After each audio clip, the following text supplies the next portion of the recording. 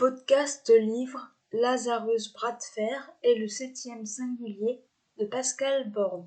Présentation du roman. Le titre en VO est Lazarus bras de fer et le 7e singulier. Il a été publié en France pour la première fois en 2020 aux éditions Librinova. Il fait 412 pages et je le conseille aux adolescents à partir de 11 ans. 4e de couverture.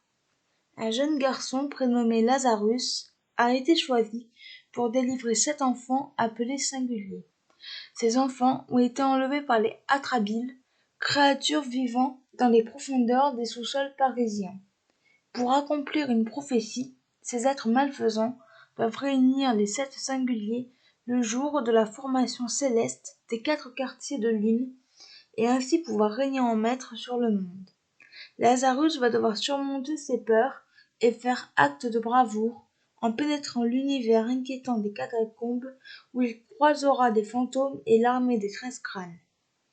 Seulement armé d'un poste de radio aux caractéristiques extraordinaires et ayant un fantôme prénommé Hildebert comme allié, va-t-il se montrer à la hauteur ? Ce que j'ai pensé de ce roman.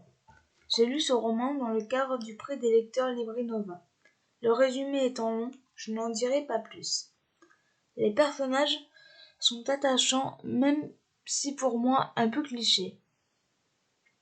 Lazarus a 11 ans, il vit chez sa grande-tante Rosalia après la disparition de ses parents. Il adore son grand-père, Lazare.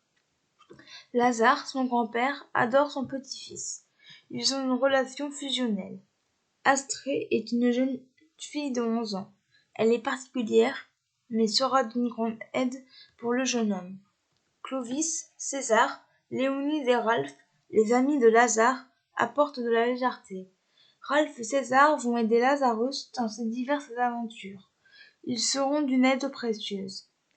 Léonide est une dame très gentille qui est très maternelle. Clovis est le premier homme que rencontre Lazarus. Il est particulier.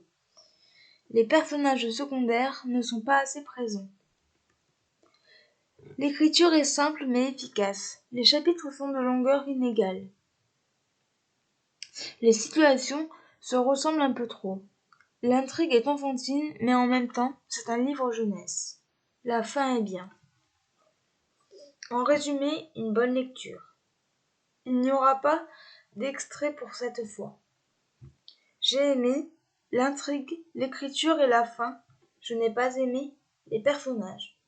Voilà, c'en est tout pour ce podcast. J'espère qu'il vous aura plu.